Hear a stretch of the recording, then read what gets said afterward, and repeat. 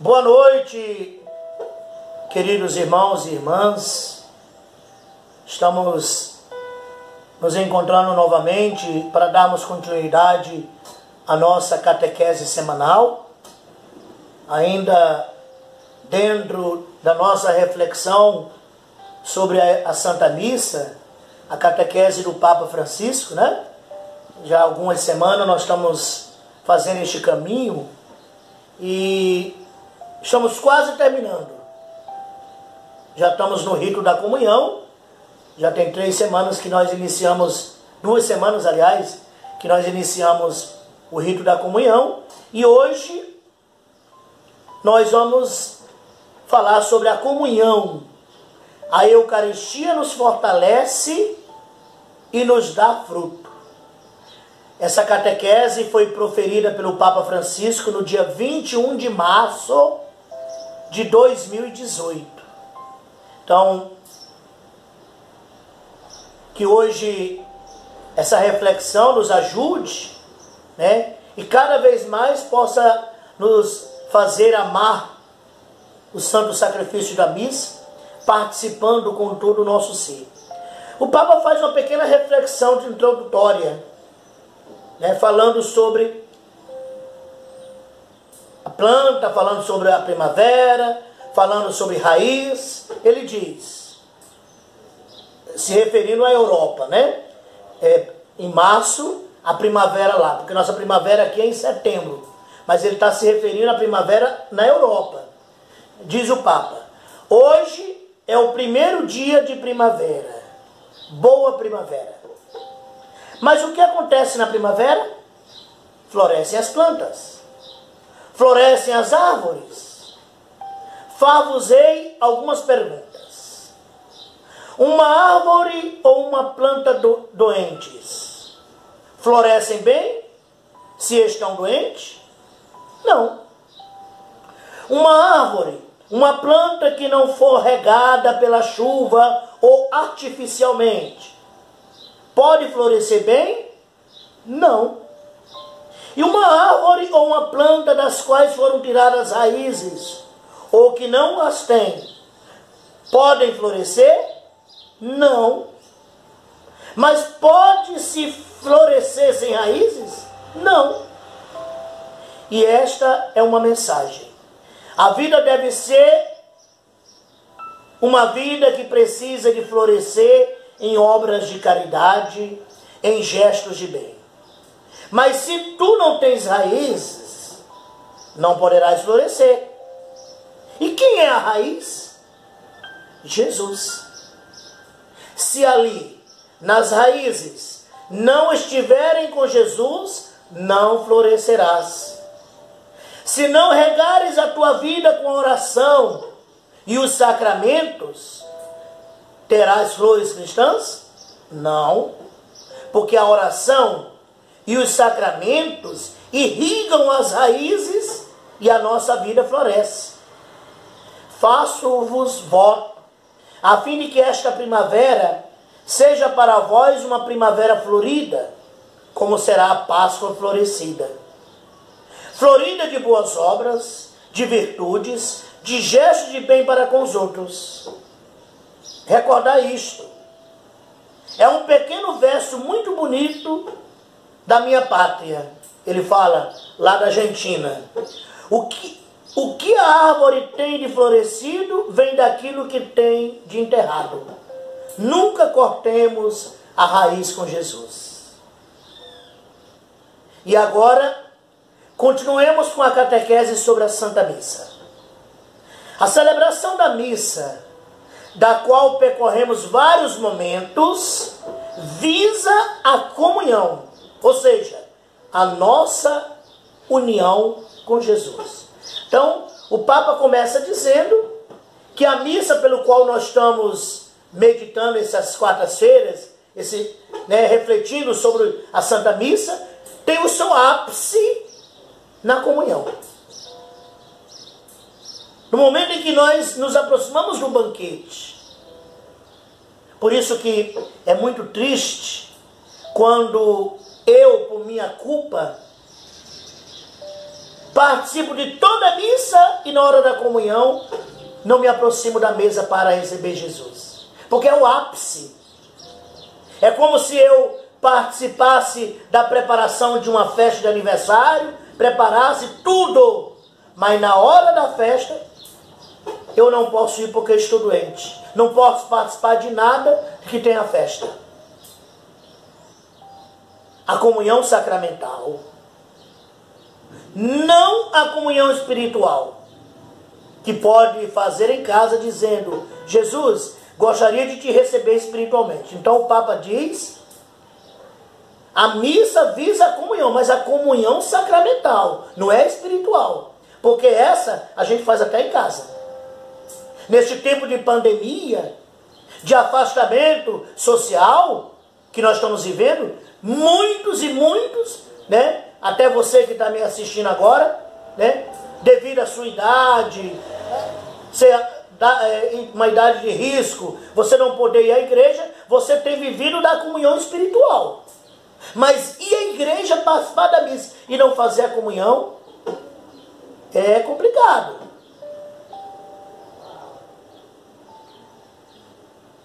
Jesus gostaria de te receber espiritualmente. Não a comunhão sacramental com o corpo e o sangue de Cristo.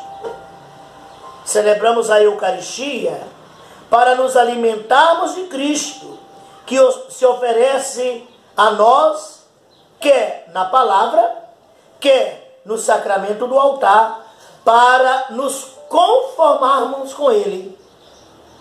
É o próprio Senhor quem diz: quem come minha carne e bebe o meu sangue, permanece em mim e eu nele. João 6,56.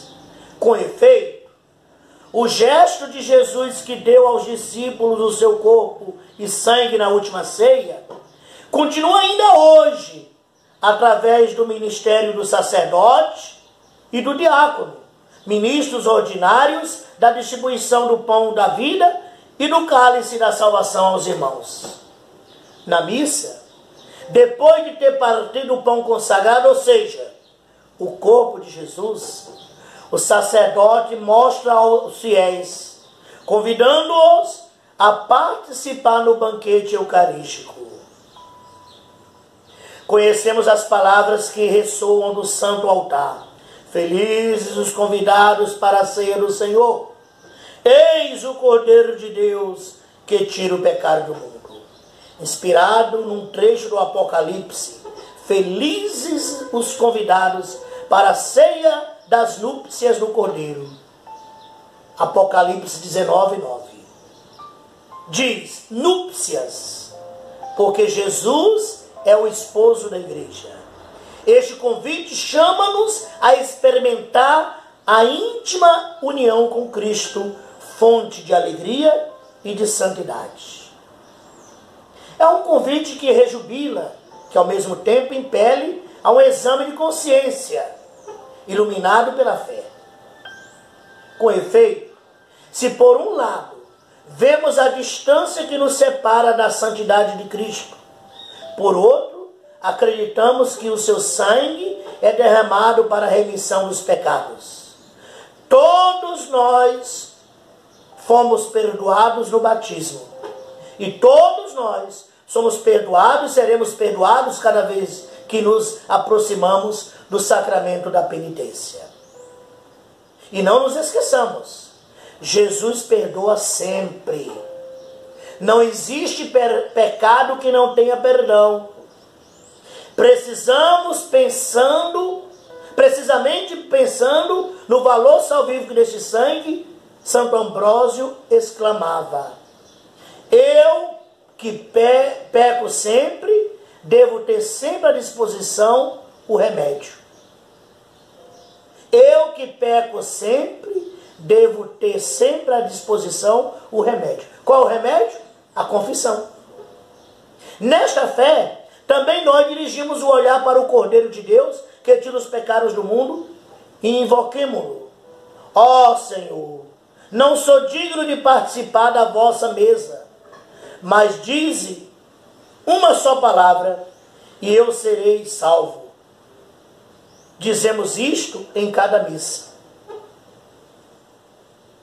Somos nós que nos movemos em procissão para receber a comunhão.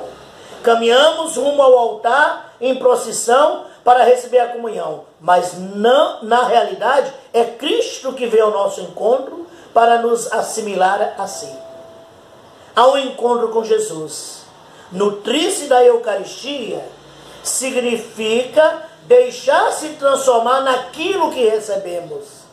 Santo Agostinho ajuda-nos a compreender isto quando narra acerca da luz recebida ao ouvir Cristo dizer: eu sou alimento dos grandes, cresce e comer-me-ás, e não serás tu que me transformará em ti como alimento da tua carne, mas tu serás transformado em mim.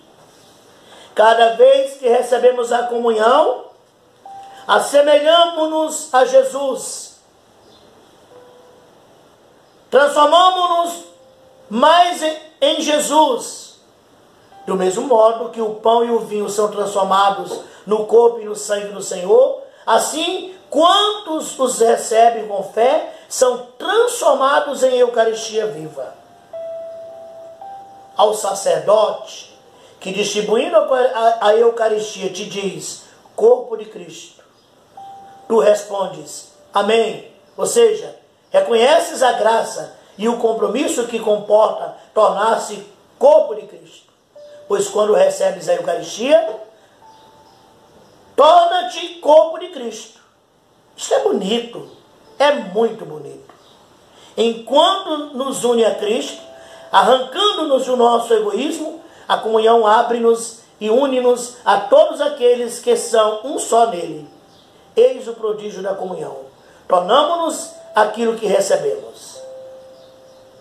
A igreja deseja profundamente que também os fiéis recebam o corpo do Senhor como hóstias consagradas na própria missa. Então, o Papa diz que é interessante, que o correto é que, na medida do possível, se faça o esforço, né, de distribuir a comunhão para os fiéis com comunhões que foram consagradas naquela própria missa. Nós temos o costume de deixar reservas eucarísticas no sacrário para termos sempre Jesus presente e vivo na igreja. E às vezes enchemos âmbulas, às vezes tem paróquias que as âmbulas grandes, cheias, fica meses e meses, né? O ideal é que nós tenhamos um pouquinho e cada celebração se consagra um pouco para que o povo possa participar dessa comunhão. E o sinal do banquete eucarístico exprime-se com maior plenitude se a Sagrada Comunhão for feita sobre as duas espécies. Não obstante, saibamos que a doutrina católica ensina que sob uma só espécie recebemos Cristo por inteiro. Então o Papa diz que com certeza o sinal é muito maior receber a comunhão nas duas espécies. Embora saibamos que a doutrina católica nos ensina que receber a comunhão numa espécie só, nós recebemos o Cristo por inteiro, corpo e sangue. Mas o sinal é maior quando recebemos as duas espécies. Agora, devido a essa pandemia, o perigo de transmissão deste vírus, nós temos evitado dar a comunhão nas duas espécies, para que nós não tenhamos o perigo de encostar o dedo na boca do comungante. Então, por hora, nós temos dado a comunhão na mão, por isso que as pessoas não têm recebido a comunhão nas duas espécies. Segundo a praxe eclesial, o fiel aproxima normalmente da Eucaristia em forma processional, como dissemos, e comunga de pé com devoção, ou então de joelhos, como estabelece a Conferência Episcopal, recebendo o sacramento na boca ou onde for permitido, nas mãos, como preferir. Geralmente, a normativa da igreja diz que quem escolhe como receber a comunhão, na mão ou na boca, em pé ou de joelho, é o comungante. Não é quem vai dar a comunhão. Mas nós sabemos também de muitos relatos que acontecem em muitos lugares, pessoas que ajoelham-se para receber a comunhão e o padre nega a comunhão. A pessoa chega para receber a comunhão na boca e o padre nega. Repito, nós agora, por uma questão de cuidado por causa desse vírus, nós estamos orientados a dar a comunhão somente na mão, não na boca. Só agora. Terminou essa pandemia, nós voltamos de novo a receber a comunhão na boca em 2 espécies. Após a comunhão, o silêncio, a oração silenciosa, ajuda-nos a conservar no coração o dom recebido. Prolongar um pouco aquele momento de silêncio, falando com Jesus no coração, ajuda-nos muito. Assim como cantar um salmo ou hino de louvor, que nos ajude a estar com o Senhor. Então o Papa diz que depois da comunhão, ou o silêncio, mas nas nossas igrejas é impossível fazer silêncio, né? O certo seria, terminou o rito, terminou de distribuir a comunhão, para-se de cantar, para-se tudo, e aquele silêncio profundo. Mas nas nossas igrejas é impossível, o povo não faz silêncio. Então o Papa diz um canto que nos leve nos ajude a estar com o Senhor, naquele momento de intimidade. Então o Ministério de Música vai escolher uma música que leva as pessoas a orar, a adorar Jesus que está dentro dele. É um canto que não precisa a Assembleia cantar. O Ministério canta ali de maneira suave, só para manter o ambiente de oração, de louvor. A liturgia eucarística é concluída pela oração depois da comunhão. Nela, em nome de todos, o sacerdote dirige-se a Deus para lhe dar graças por nos ter tornado seus comensais e pede que aquilo que recebemos transforme nossa vida. A Eucaristia revigora-nos a fim de darmos frutos de boas obras para viver como cristãos. É significativa a oração de hoje, na qual pedimos ao Senhor que a participação no seu sacramento seja para nós remédio de salvação, nos cure do mal e nos confirme na sua amizade. Aproximemo-nos da Eucaristia. Receber Jesus que nos transforma nele torna-nos mais fortes. O Senhor é tão bom, é tão grande. Portanto, irmãos, nós terminamos hoje essa catequese com o rito da distribuição da comunhão. O Papa nos falando que a Eucaristia é o ápice, a fonte de nossa vida. Como a árvore precisa de raízes, como a árvore precisa da água, nós precisamos de Jesus para que possamos dar frutos. E o Papa, ele nos convida a refletir, né, sobre esta comunhão. Ele insiste em dizer, participar da missa inteira culmina com a Eucaristia sacramental. Infelizmente, alguns nas nossas comunidades que necessariamente têm que fazer a comunhão espiritual. Eu digo, aqueles que estão impedidos de comungar por uma questão óbvia. Por exemplo, tem gente, né, que está em segunda união, teve um primeiro casamento, infelizmente só eles e Deus sabem, não julguemos porque não deu certo, e hoje estão num novo relacionamento, e esse novo relacionamento existe uma barreira para eles se casarem, quem for o primeiro. Um deles casou na igreja, e como aquele casamento é indissolúvel, não tem como cancelá-lo, então estão ali. Essas pessoas que vivem na igreja são amadas por Deus, podem estar à frente de qualquer coisa na igreja, pastorais, movimentos, podem ser inseridas na comunidade, não são excluídas, mas infelizmente não podem participar do banquete.